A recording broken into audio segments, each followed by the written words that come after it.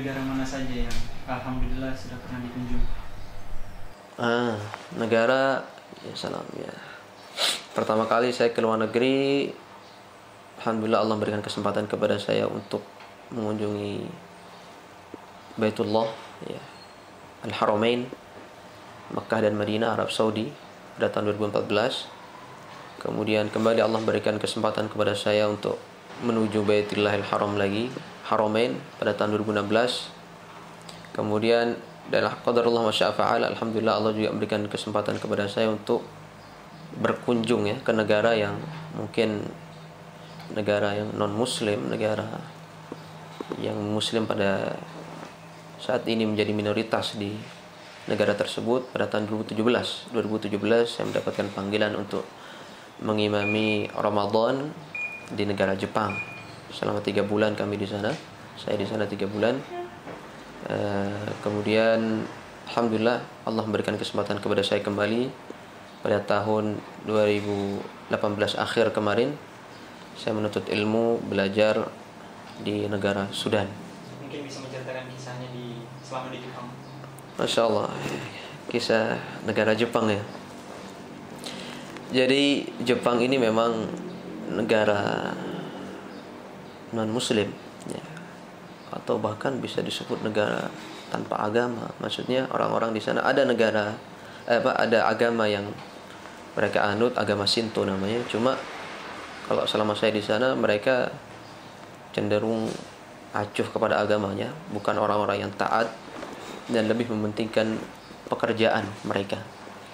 Tapi alhamdulillah ya, orang-orang muslim di sana walaupun dengan keadaan yang begini, lingkungan yang memang sangat susah bagi mereka untuk mengamalkan Islam itu, bahkan rata-rata semua masjid ya, peraturan di Jepang itu masjid itu tidak boleh memandangkan azan secara terang-terangan. Jadi tidak boleh pakai speaker luar, kecuali 2 masjid saja yang saya ketahui. Masjid Kobe namanya dengan Masjid Chami kalau tidak salah. Jadi itu yang berat ya, mereka melakukan Islam, mengamalkan Islam di negara non muslim. Dan juga pada saat bulan Ramadan mulai masuk atau pergantian musim semi menuju musim panas, memang agak panas tempatnya. Kemudian waktu berpuasa yang panjang. Ya, kalau tidak salah di sana puasanya itu sekitar 17 jam sampai 18 jam. Jadi waktu siang itu lama sekali. Jadi itu yang berat ya. Kemudian juga waktu malam yang singkat, waktu malam yang tidak terlalu lama karena mulai masuk musim panas. Jadi alhamdulillah saya di Masjid Hitachi namanya, daerah Hitachi, daerah provinsi Ibaraki namanya, 2 jam kalau dari Tokyo. Jadi imam di salah satu masjid, bukan masjid sebenarnya, musola kecil, cuma disebut masjid karena memang rata-rata masjid di sana itu rumah dulunya, rumah yang dibeli kemudian dirubah menjadi masjid karena memang susah sekali kalau untuk membangun dari awal dan memang biaya yang sangat besar. Alhamdulillah 1 bulan di sana saya mengimami salat tarawih sampai akhirnya salat Idul Fitri.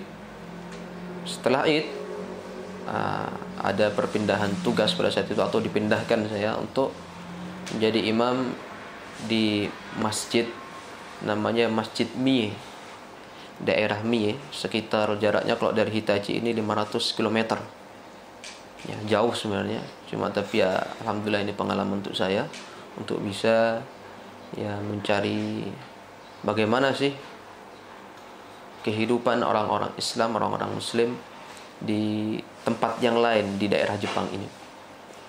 Kalau sebelumnya di Masjid Hitachi rata-rata para jamaah di sana orang-orang Malaysia, orang Indonesia juga ada sebagian, ada orang Mesir sedikit, kemudian orang Pakistan ada juga. Nah kalau di Masjid Mie ini rata-rata banyak orang Malaysianya. Kalau sebelumnya banyak orang Malaysia sebelumnya ya. Kalau ini banyak orang Malaysianya, banyak orang Indonesia di Masjid Mie. Kemudian orang Sri Lanka juga banyak, orang Bangladesh, orang Pakistan. Dan saya rasakan di masjid ini ghirah para orang Islam, orang Muslim di sana sangat kuat sekali. Ya. sehingga diadakan halakoh-halakoh Quran untuk anak-anak kecil di sana. Jadi ada anak-anak yang keturunan Bangladesh, Jepang, anak-anak kecilnya. Kemudian ada orang Pakistan yang memang lahir di sana dan besar di sana yang hanya bisa pakai bahasa Jepang. Alhamdulillah saya di sana diamanahkan untuk mengajar anak-anak kecil itu, walaupun sebenarnya di awal susah sekali karena anak-anak kecil ini mereka hanya bisa bahasa Jepang, nggak bisa bahasa Inggris. Ada orang Indonesia cuma nggak bisa bahasa Indonesia, jadi mereka bahasa Jepang. Dan pada saat itu saya datang ke Jepang dalam keadaan saya nggak tahu sama sekali bagaimana percakapan bahasa Jepang itu.